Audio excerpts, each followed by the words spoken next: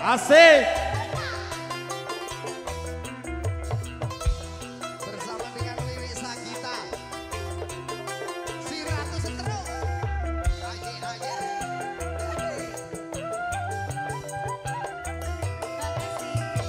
Kelingan manis senyume, terus kelingan ramahnya bulu. Tresno lan kasih sayangi karep atiku kepengin dadi bojone. Wah, nyoto tenan kuripan iki. Sayange wis duwe bojo nanging aku wis kadung Nelongso rasane ati tuas nyawa ora melu duwe. Sano Pol sama. Leman. manunggal Tarik Leman. Kita goyang kembali. goyang ya Jambu alas kulite ijo Sing gagas wis duwe bojo. ada pulang ada semut Durung rondo aja direbut. sumpah ning batin Ayo, yen ayo. kula tidak digawi rasane ati ora bakal Wih. ayo ayo Sumpah wis janji arep sehidup semati. Terima kasih. Seneng lan sedih ora bakal Mbak Naya. jambu alasku manis rasane Ayo, ayo. Mas Don, tarik Mas Don. sayange wis duwe bojo nanging aku wis kadung tresno Nelongso rasane ati. tuas nyawa ora melu duwe. Asik. Ya wis tak sawani wis. Terima kasih Mitra Manunggal. Jambu alas kulite ijo sing digagas wis duwe bojo. Ada gula, ada semut, Durung rondo aja direbut. Sumpah ning batin yen kula tidak digawi. Ayo, ayo. Rasane ati ora bakal luluh hati.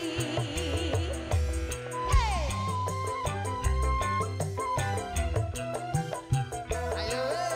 Sumpah wis janji arep sehidup semati. Seneng lan sedih bareng-bareng dilakoni. Jambu alasku manis Ya rasane. jelas manis toh Mas. Nadan tiwas tak enteni randane. Sayange wis duwe bojo. Jangan Nanging aku wis kadung tresno. Nelongso rasane ati. Tuas nyawa ora melu duwe. Gusti sawang wae. Ora usah duweni. Mitra Manunggal. Raja-raja sawah dari Mitra Manunggal, goyang bareng ya. Jambu alas kulite ijo sing digagas wis duwe bojo. Ada gula, ada semut, durung rondo aja Good. Nggih, Mas Pada Mas. Wonten lepen menika. Wih, dan Mas Yaudan tetap meriah. Mantap. Nggih, atas-atas Mas Don.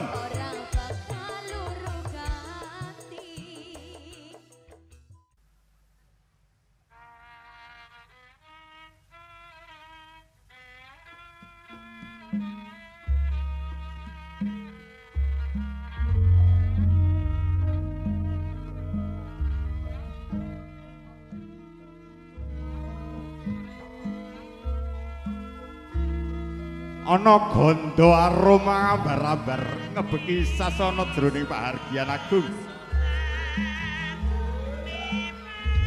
Sasana wis ngerani papan pahargyan damping penganten.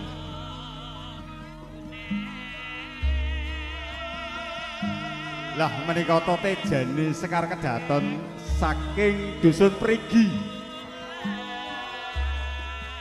Nun iki Dihayu Mila Malehatus Salehah.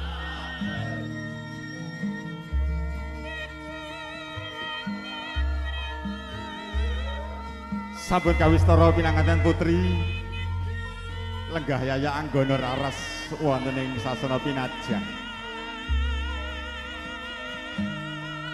Bapak Pariman sumuju meneng wonten mriku mawon.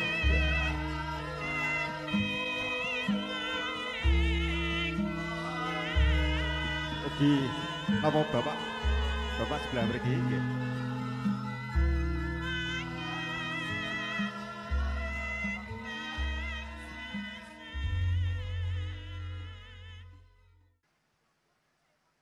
Bismillahirrahmanirrahim.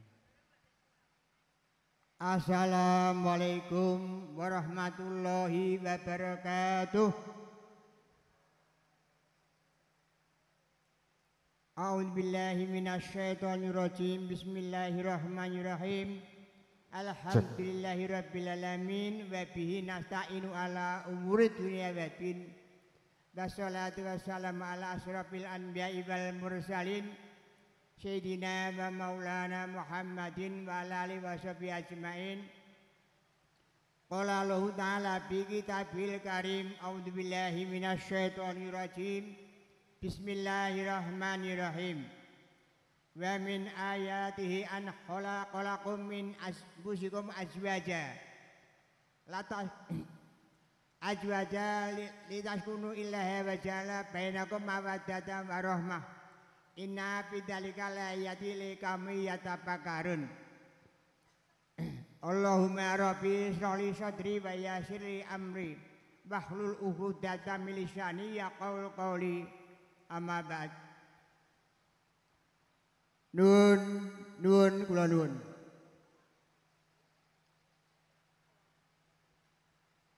Katur sangyaning para sesepuh pinisepuh sesepuh dalah para pepunden ingkang dhat kinabekten sagung para alim, para ulama miwah sagung para kiai ingkang rinten dalu tansah sumanding ing kitab suci wahyuning Ilahi ingkang dhat minangka pantes dados pandam pandeming para kawula dasih ingkang dhat sinubing pakurmatan. Para pangarsa pangemban pangembating praja miwah para sadherekaning negari ingkang sinubing pakurmatan. Para bapak, para ibu, werda muda ingkang saguing para lenggah ingkang minangka saguing tata krami. Nuwun kula nuwun. Nugraha sih welasaning Gusti mugi kajiwa kasirira ing panjenengan sedaya kula Waradin Sagung Pradumadi Raharja Niskala. Para bapak, ibu sagung pralenggah ingkang piyantu sagung tata krami. Saderengipun kula matur ngaturaken menapa dados gatining sedya saking anak Mas Wandono sekalian. Langkung rumiyin sumangga sarengan kula dherekaken manungku puja puji.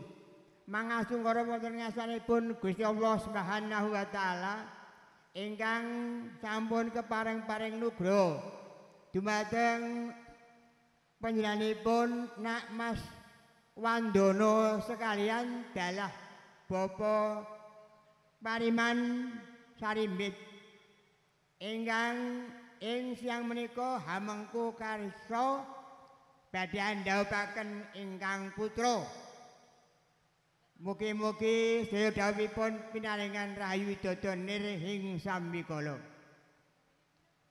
Sholawat salam mugi kunjuk wonten ngarsa titahing Gusti mustikaning jagat. Nun inggih Kanjeng Nabi Muhammad sallallahu alaihi wasallam panutan umat sajagat. Pramila kula panjenengan tansah ngrerantu menapa dados sapatipun wiwit donya ngantos ila yaumil qiyamah benjang amin Allahumma amin. Bapak Ibu ingkang kinurmatan, ing mriki kula sinarya dening anak Mas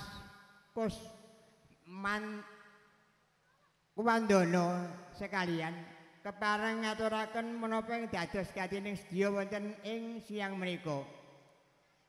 Ingkang sepisan kula badhe ngaturaken pasrahing pinanganten kakung nun inggih Prasyo Jati, putra saking almarhum Bapak Parmo dalah almarhumah Ibu Rabinah ingkang sampun swargi wonten ngayanipun Allah Subhanahu wa taala.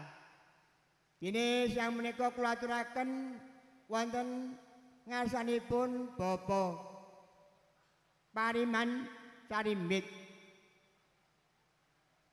Mugi-mugi anak kula Prasyo Jati ingkang sampun anikah kula enjang. Lan sonten menika kula aturaken lan kula pasrahaken sawetahipun wonten astanipun Bapak Pariman Sarimbit. Ini anak kula Prasyo Jati menika tasih timur sanget. Ambok bilih anggenipun sesrawungan menapa kemawon dumateng masyarakat kirang sedaya kula wau Bapak Pariman mugi anggula wentah sawetahipun dhateng anak kula pun Prasyo Jati. Dene jangkep kaping kalih kula ngaturaken nggih menika bebektan ingkang wujud menapa kemawon. Menika kabekta saking sumengko kuripan Karangawen katuraken wonten ngasanipun Bapak Pariman Sarimbit. Mbok bilih wonten kekiranganipun sedaya kala wau namung nyuwun agungipun pamunten ingkang kathah. Bapak Pariman lan Ibu Pariman kersa nguler ngungkrut nggihipun nyapa menika ngladosaken bebekan menika.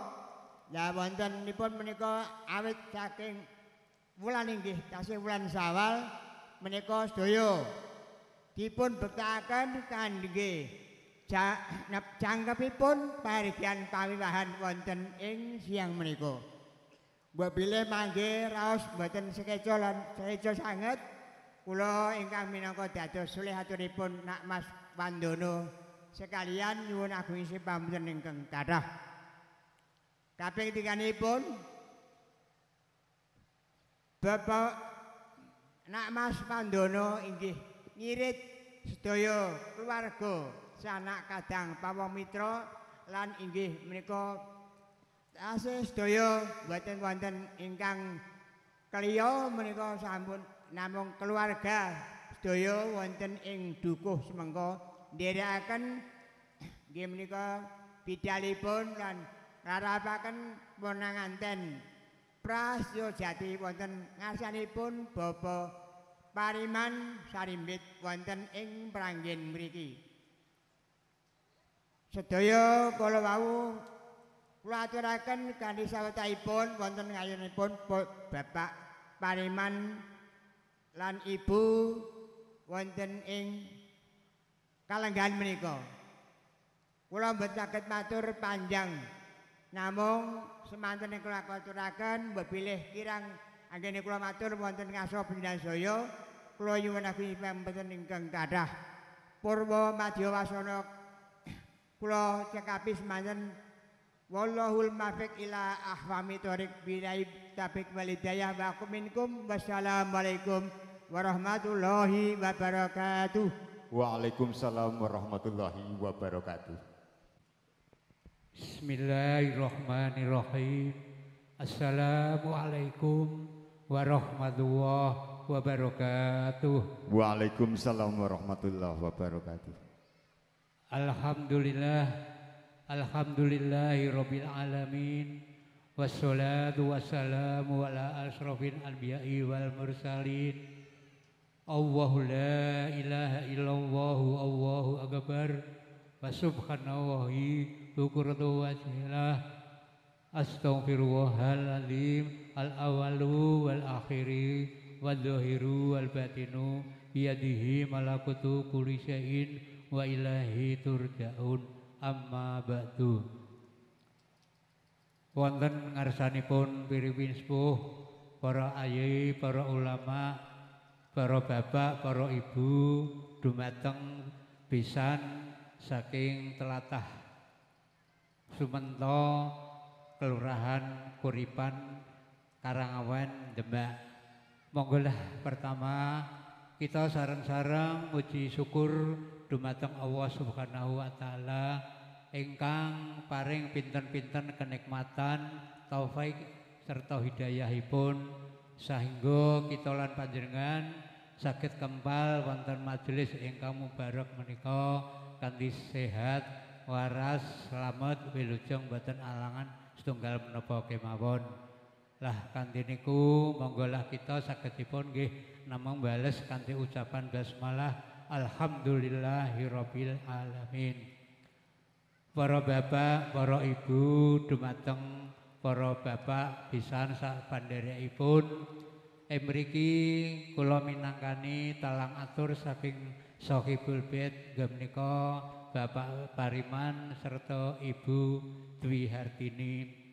Bapak Pariman mboten saged matur piyambak awit saking bombonging ati legawanipun manah saking bungahipun manah mila kawula dipun pasrahi makili utawi nyalirani saking Bapak Pariman sakeluarga. Para bapak, para ibu dumateng para pisan rahimakumullah. Mriki kula minangka nyatur nggih menika ngaturaken atur pambagya kanthi ucapan sugeng rawuh, sugeng pinarak lan ugi ngaturaken salam taklim marhaban ahlan wan salam fi hudurikum. Mboten kesupen saking bebet nggih matur nuwun sanget atas oleh-olehipun, atas cangkinganipun utawi bebetanipun ingkang semanten kathahipun. Kawula mboten saged nyebat setunggalipun awit saking kathahipun. Lah mugi Bapak Pariman sakeluarga saking bungahé manah saking sagednipun nggih namung ngucapaken matur nuwun sanget. Para bapak, para pisan sedaya rahimakumullah. Wonten ing wekdal siang menika kula panjenengan kempal utawi wonten majelis mriki saperlu dipun suwuni doa, dipun suwuni pangestunipun, dipun suwuni pandonga. Mugi-mugi mawon penganten kekalih sampun kaijabaken kala wau jam 12. Alhamdulillah saged berjalan kanthi lancar khidmat awal ngantos akhir mboten wonten rubeda menapa-menapa. Inikulah ingkang kita ucapaken nggih namung syukur alhamdulillahi rabbil alamin. Lah saking Bapak pisan kalau wau masrahaken Mas Prasetyo Sejati putra saking Bapak Parmo almarhum serta Ibu Rubinah almarhumah. Bapak Pariman sakeluarga saged nampi kanthi legawane manah kanthi asta kalih lan saking Bapak Pariman sagedipun nggih namung bales apa pasrahaken dumateng Allah Subhanahu wa taala. Mboten saged bales napa-napa nggih namung pasrah dumateng Allah Subhanahu wa taala. Lah ing acara mriki kita ndongaaken dumateng temanten kekalih mugia saged keluarga sageta dados keluarga ingkang sakinah mawaddah warahmah amin Allahumma amin. Lan ugi saged gadah keturunan ingkang sae solehah utawi soleh utawi solehah utawi malih mugi-mugi saking pandonga panjenengan fadilahipun saged dipun resapi dening terutama pengantin kekalih ingkang nembe menika badhe ngayahi gesang mahligai rumah tangga utawi gesang ingkang bangun rumah tangga ingkang saged dipun andhalaken kangge masa depanipun. Para bapak, para ibu, dumateng para pisan sedaya. Mriki sekedhik kula badhe maringi pangertosan dumateng pengantin ingkang nembe kala enjang dipun ijabaken dening Bapak Pengulu saking KUA Kecamatan Meranggen, Kabupaten Demak. Setunggal dumateng Mas Prasetyo Sejati. Mugi-mugi sageta panjenengan nampi apa adanya keadaanipun Mbak Mila Malihatul Solehah SM. Kekiranganipun utawi kelewuhanipun panjenengan kedah saged nampi apa adanya ingkang sapunika dipun lampahi dening Mbak Mila. Lah saking Mbak Mila nggih semanten ugi kersaha saged nampi apa adanya keadaanipun Mas Prasetyo Sejati baik kekuranganipun maupun kelebihanipun. Masalah napa sederek teng alam donya umat sedaya niku mboten wonten ingkang sempurna. Kesempurnaan niku namung milik Allah Subhanahu wa taala. Lah firman kalihipun nggih menika Mas Prasetyo Sejati sameneika dados kepala keluarga, dados saged nggulawentah, saged nafkahi lahir lan batin, donya lan akhirat utawi jasmani lan rohani. Nikulah tugas kewajibanipun Mas Prasetyo Sejati. Nggih janipun radi awrat, tapi monggolah Mas Prasetyo dijalankan dengan secara santai, dengan secara bijaksana. Insya Allah beban panjenengan sageta berkurang. Lah dumateng pengantin pekalih muga-muga Allah Subhanahu wa taala saged memberkahi, saged memberi rahmat, taufik, hidayah panjenengan saged gesang, sageta dados rumah tangga ingkang sakinah mawaddah warahmah amin Allahumma amin. Lah dumateng Bapak Pariman kula asani wan seliranipun anggenipun makili nggih ngucapaken matur nuwun sanget ugi sawalipun Bapak Pariman sakeluarga nggih nyuwun agunging samudra pangangsami.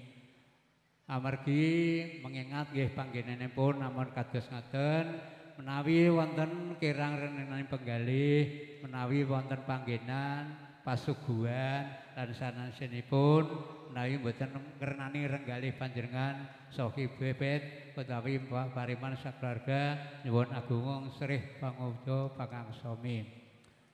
Lah para bapak, para ibu, apa toh bedane antarane pengantin kakung kali pengantin putri? Mengenai pengantin kakung biasanya nggih ngoten niku selalu mau tapi kurang mampu. Iku saking pengantin kakung utawi kata-katane siang jaler biasanya kan ngeten selalu mau tapi kurang mampu. Lah sawangsulipun saking tiang istri kata-katane nggih ngoten wau selalu mampu tapi kurang mau artosipun nggih awake wis kesel. Lah niku lah tapi kula percaya dumateng pengantin kekalih ya anyar ya enom dadi selalu padha karepe padha semangate lah niku mugi-mugi tiyang sepuh sagedipun nggih namung ndongaken sageta pami gadah momongan saged lahir ingkang soleh utawi solehah. Para bapak, para ibu dumateng para bapak pisan terutama saking bapak keluarga pisan almarhum Bapak Parmo almarhum serta Ibu Rabinah almarhumah ingkang mriki kula wangsuli malih sagedipun nggih namung matur nuwun sanget atas bebetanipun lan kesalahanipun kirang bernani penggalih panjenengan Bapak Riman sakeluarga nyuwun agunging sih pangudra pangaksami. Terakhir saking kawula piyambak wonten kelira-kelirinipun anggen kula matur wonten ucapan kula ingkang boten sopan boten ngenani reng penggalih panjenengan kula mansuli prah nggih kathah kesalahan lan kekhilafan. Akhirul kata saking kawula kula akhiri wabillahi taufik wal hidayah wal inayah wassalamualaikum warahmatullahi wabarakatuh. Waalaikumsalam warahmatullahi wabarakatuh. Atur panuwun dumateng Mbah Supaat ingkang sampun atur pangandikan kanthi sulih gotra. Kanthi sulih gotra dipun aturaken dumateng Mbah Supaat. Angsal-angsalipun, monggo wonten kamera diabadikan Bapak.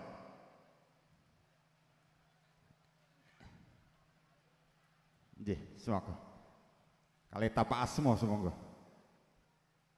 Monggo, Bapak kali panjenengan. Semoga lihat kamera Bapak. Oke. Nggih. Ugi matur nuwun Bapak. Kasuwun lenggah nggih.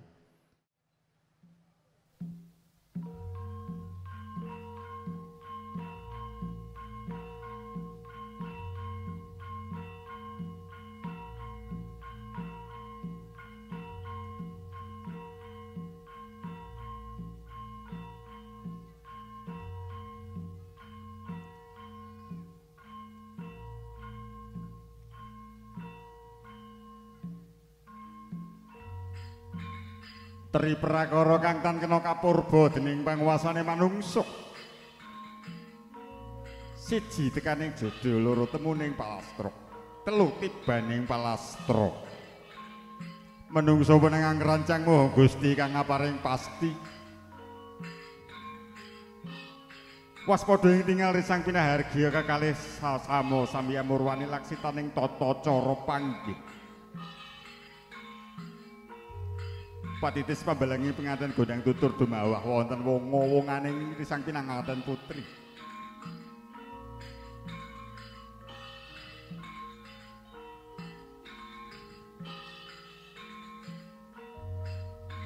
Mangkono penganten priya arsa midak ati.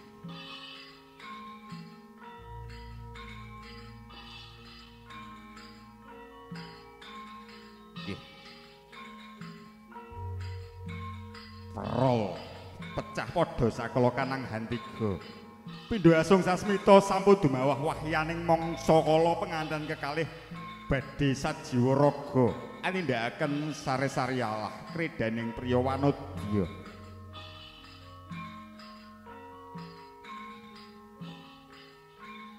Mrih mareng carming saluluk panyayah bremara angisep sari. Kadya kombang angisep sekar abriting tigan minangka sanepaning rah wanodya dene petak hantigane pepindhan rah wijining priya ya bapa.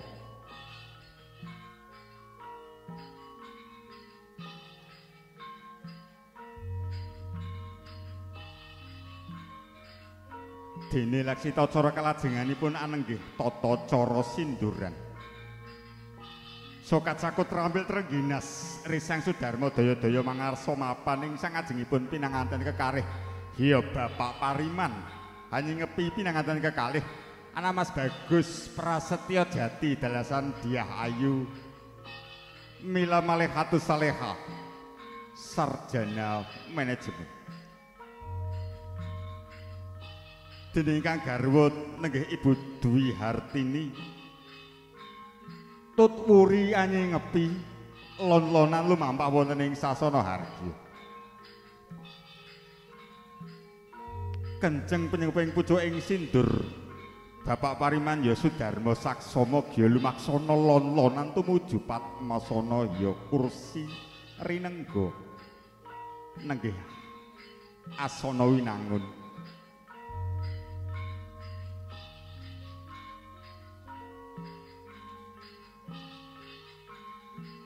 Jih, dipun pendet gambar fotonipun kalian Kakang Dwi Foto. Purna Sinduren Anulya sinusul tata cara baba timbang. Lampahira Gya samya kendel greg gegancangan. Bapak Pariman pinarak ing dampar pinajang amangku ingkang putra nenggiri sang pinanganten kekalih. Nun inggih anak Mas Bagus Prasetya Jati miwah ingkang garwa ingkang asesirih Diah Ayu Mila Malehatus Solih.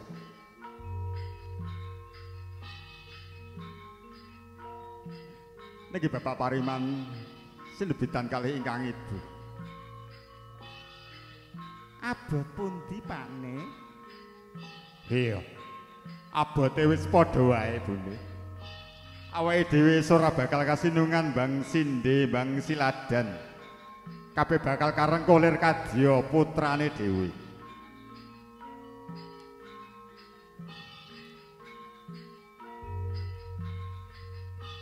Pinanganten sarimbit kawini suda lenggah jroning sasana palenggahan. Nedya badhe ngacarani Laksita Cara salajengipun. Lho nggih, wisudan utawi tandur anak Mas Bagus Prasetya Jati dalasan kang garwa Diah Ayu Mila Malehatus Solehah. Nedya badhe ngadani upacara salajengipun nggih kacar kucur ingkang utawi kaprakasebat klasa bangka. Yekti menika kinarya cehna tanggung jawabipun jalu marang kaluwarga. Kacar kucur wong liya dadi sedulur, sing sedulur sansaya nyedulur sing adoh dadi cedhak, sing cedhak dadi sanak. Yen wis dadi sanak temah mahanane urip kepenak.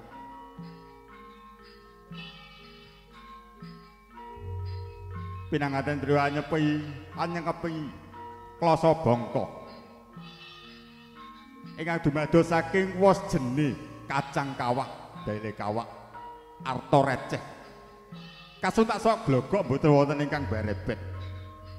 Pralambang guna kaya peparinging Gusti kasuntak. Duni teler kadya wujude klasa kalpa pralambang guna kaya peparinging Gusti ingkang badhe kakintunaken dening ingkang ibu.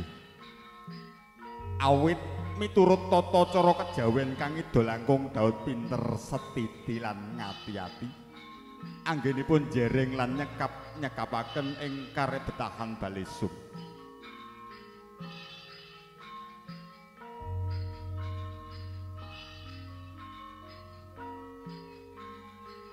Klasa bangka dipun tali ugi badhe dipun kintunaken dening Rama lan Ibu.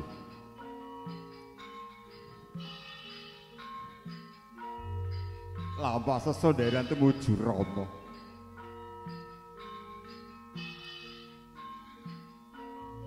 Menika monggo, Mbok. Menika asil kula, kaya menika kula titipaken dumateng panjenengan. Ananging sawanci-wancinipun kula betahaken badhe kula suwun malih. Mbok menawi kirang simbok kersa paring tambah. Iya. Tak tampa apa kang dadi titipanmu, Ndak Cahayu. Uga sliramu bisa atut runtut reruntungan marang jinatu keramimu. Ngestoaken dawuh Simbok. Paripurna Laksita Cara Dahar Kembul. Kapulih dungkap adicara Dahar Kembul. Dahar wis ngarani ugi kembul sesarengan. Kanthi waosan bismillahirrahmanirrahim. Allahumma barik lana fima rozaqtana wa qina azabannar.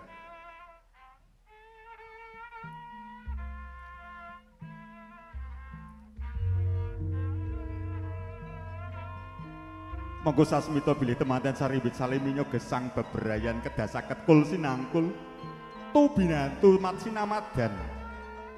Mboten rumangsa bisa nanging bisa rumangsa cetane lamun manggih mulya karasakaken sesarengan ugi kosok wangsulipun lamun amanggih papa ugi kedah kasanggi sesarengan. Sasampunipun adicara dahar kembul tumuli kalajengaken adicara ngunjuk tirta wening. Mengko werdi pangajaping Sri Pinanganten Sarimbit mugi anggenira lelomban wonten madyaning bebrayan tansah manggih kawilujengan.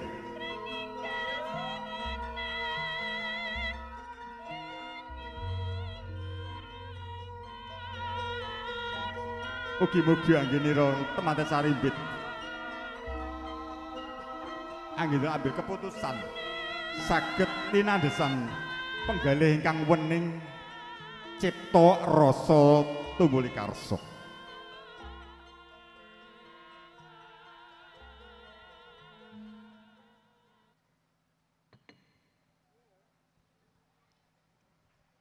Rep sirep sidem remanem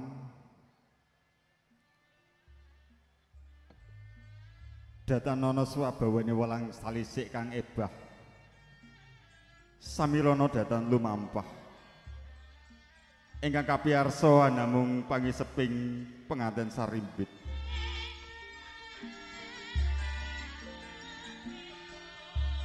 Sungkem dumateng Rama lan Ibu mboten ateges nikotakaken Gusti ingkang Maha Tunggal. Ananging emut duk rikala linairaken wonten ngalam donya.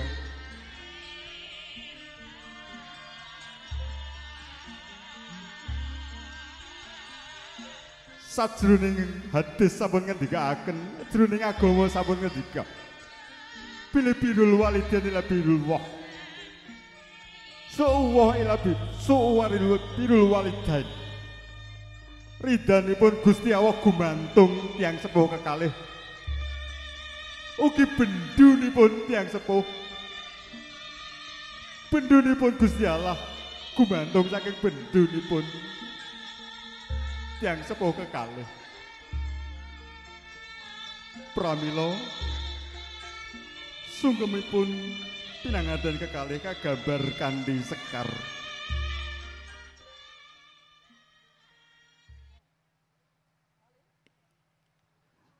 Rama Ibu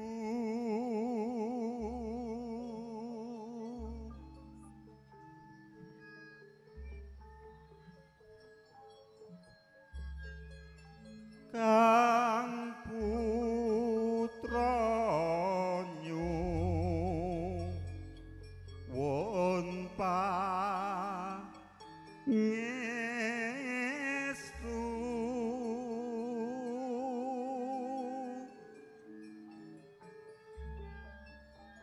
mangon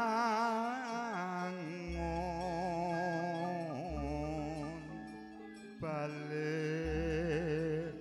wisma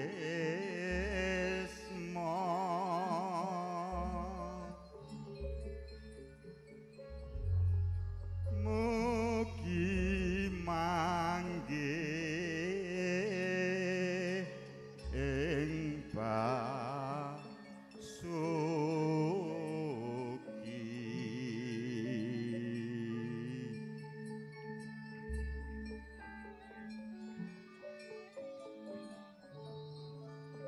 binaringan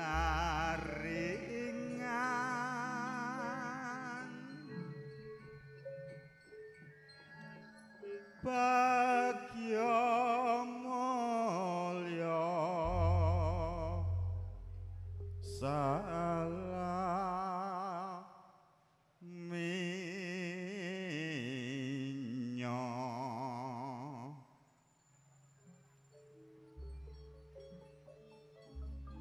sinaosa bapak lan ibu sampun wonten ing alam pangrantunan mboten mokal anggene esemipun bapak lan ibu raos bombong ing manah ageng.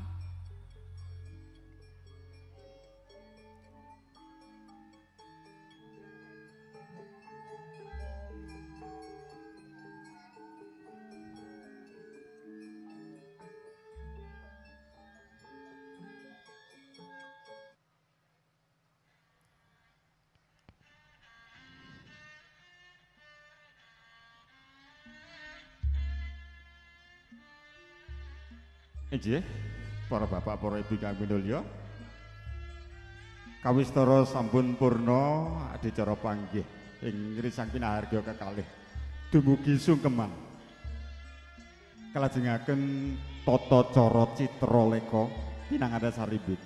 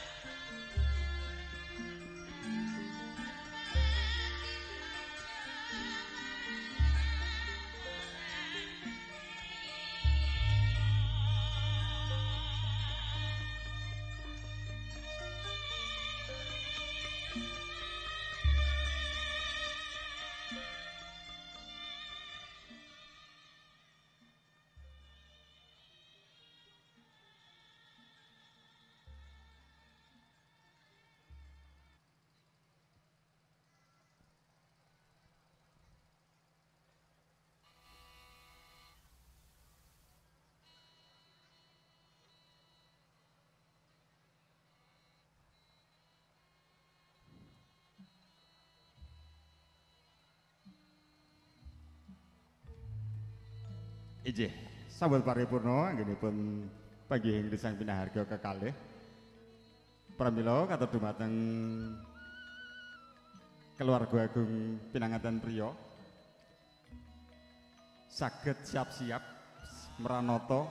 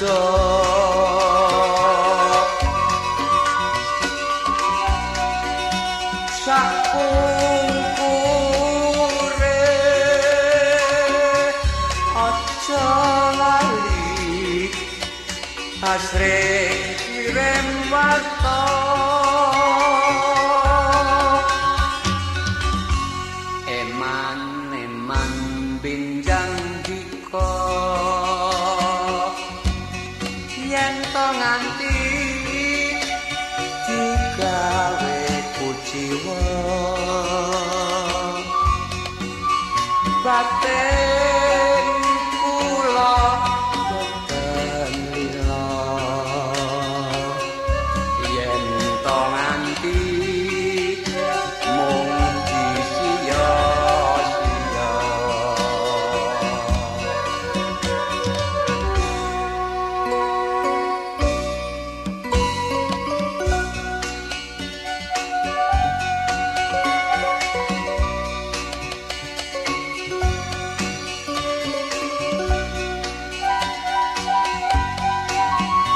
Nanging badhe kados pundi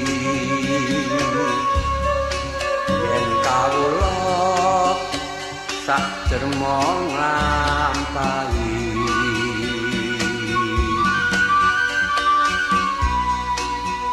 mung semene atur puji karya raharja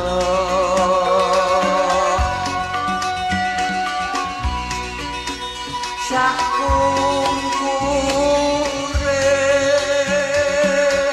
aja lali asring kirim warta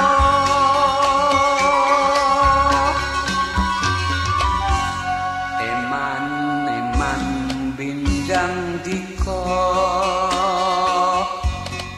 yen to nganti digawe kuciwa